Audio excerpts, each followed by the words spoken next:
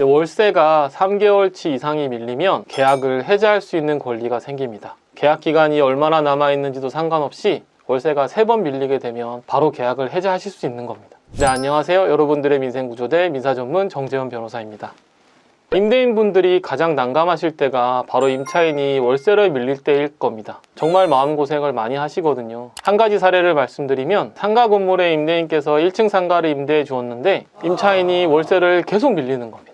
그리고 장사가 어려워서인지 가게 영업도 접은 상태였고 임대인이 임차인 사장과 연락을 하려고 해도 연락도 되지 않았습니다. 밀린 월세가 어느새 보증금에 가까워지고 있었고 임차인이 가게에 들어오면서 인테리어도 대대적으로 해놓은 상태라서 철거하는 원상회복 비용까지 감안하면 이제 남은 보증금으로는 모자란 상황이 돼버린 거죠. 그래서 결국에는 어쩔 수 없이 명도소송을 하게 됐지만 강제집행이 끝나고 가게를 인도받기까지는 많은 시일이 걸렸고 강제집행을 위한 집행비용까지 선지출하게 되면서 큰 손해를 입으신 그런 사례들이 있었습니다. 그럼 이렇게 월세가 밀릴 때 임대인분들이 어떻게 하면 되나요? 상가 건물의 경우에는 상가건물 임대차 보호법에 따라서 3개월치의 임대료가 연체가 되면 임대인은 임대차 계약을 해지하실 수 있습니다. 이 3개월의 임대료 연체가 어떤 의미냐 하면 3개월 연속해서 연체가 된 경우뿐만 아니라 띄엄띄엄 연체를 하는 경우에도 연체된 임대료의 누적액이 3개월치가 되면 계약을 해지하실 수 있는 겁니다. 그러니까 예를 들면 한 달은 연체를 하고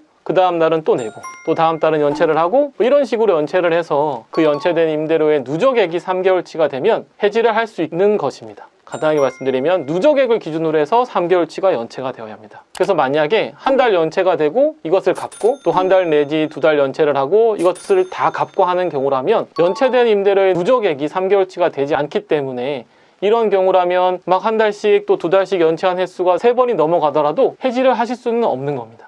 그러면 임대차 계약 해지는 어떻게 진행하면 되나요? 네, 먼저 3개월치의 임대료가 연체가 돼야겠죠. 3개월치의 임대료가 연체가 되면 이제 임대인이 임차인에게 임대료가 이렇게 연체되었기 때문에 임대차 계약을 해지하겠다라는 의사를 전달을 해야 됩니다. 방법은 상관이 없습니다. 많이들 알고 계시는 내용증명 우편도 좋고 그냥 간단하게 문자 메시지나 카톡, 전화로 해지의 의사를 전해도 괜찮습니다. 네, 그런데 이런 간단한 방법이 있음에도 비용도 들고 번거로운 내용증명 우편을 보내는 거는 분명하게 증거를 남기려고 하는 겁니다. 그래서 문자 메시지나 카톡, 전화 같은 경우도 내가 임대인이 계약 해지 의사 표시를 했다는 증거를 좀 명확하게 남겨놓으시면 이 내용증명 우편이 아니더라도 문제없이 만약에 소송에 들어갔을 때 증거로 사용하실 수 있습니다. 그리고 이 계약 해지를 알리는 타이밍도 중요한데요. 3개월치의 임대료가 연체되어 있는 상태에서 계약 해지 의사 표시를 하셔야 됩니다. 3개월치의 임대료가 누적해서 3개월치의 임대료가 연체된 적이 있었다고 하더라도 이것을 이유로 임대인이 계약 해지 의사 표시를 하기 전에 임차인이 전에 연체된 임대료를 모두 임대인에게 지급하면 이제는 더 이상 임대료 연체를 이유로 계약을 해지하실 수 없습니다. 그래서 임대료 연체를 이유로 계약을 해지하려고 결심을 하셨다면 임차인이 지급하기 전에 좀 서둘러서 의사 표시를 하시는 게 좋습니다.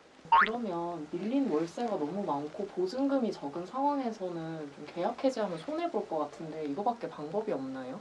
네, 그렇습니다. 빨리 계약을 해지하고 상가를 비워달라고 하는 수밖에 없습니다. 임대차 계약을 해지했음에도 상가를 비워주지 않으면 또 빨리 명도소송을 진행을 해서 강제집행을 하시는 방법밖에 없습니다. 네, 그래서 될 수 있으면 보증금을 넉넉하게 정해놓는 것이 안전합니다. 계약을 해지하기까지 연체되어 있는 임대료 3개월치 그리고 명도소송 판결을 받는 데까지 최소한 6개월이 걸리고 또 판결을 받은 이후에 강제집행까지 또 수개월이 걸리게 됩니다. 그래서 이렇게 임대료를 받지 못하는 상황을 좀 고려해서 보증금을 1년치 이상의 임대료로 정해두는 것이 좋습니다.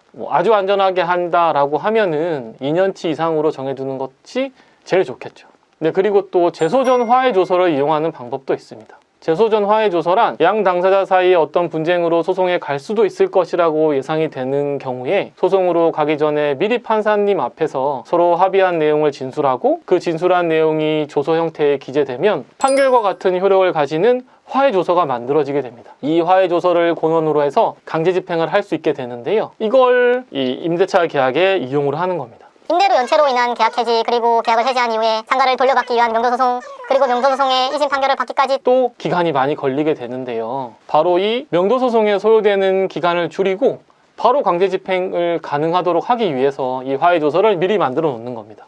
네, 그래서 임대차 계약을 체결하는 시점에 차임 연체로 인한 계약 해지의 경우에 바로 임대차 목적물을 인도한다는 취지로 재소전 화해 신청을 하고 이걸 이제 법원에 제출을 하는 겁니다. 네, 그래서 조서가 만들어지면 임차인이 연체를 하는 경우에 명도소송 없이도 바로 강제 집행을 할 수 있는 장점이 있습니다. 그래서 임차인의 차임 연체가 불안한 상황이라면 이 재소전 화해 조서를 적극적으로 고려해 보시는 것이 좋습니다. 네, 이번 시간에는 상가 건물 임대차에서 임차인이 임대료를 지급하지 않는 경우에 대처할 수 있는 방법에 대해 말씀드렸습니다. 네, 그래서 오늘 강조하고 싶은 점은 임차인의 임대료 지급이 불안하다면 보증금을 늘려놓는 것이 좋고 또 재소전 화해 신청을 적극적으로 활용해 보시는 것이 좋습니다. 네, 더 궁금한 점이 있으신 분들께서는 댓글을 남겨주시면 제가 직접 답변을 남겨드리도록 하겠습니다. 지금까지 여러분의 민생구조대 정재현 변호사였습니다. 감사합니다.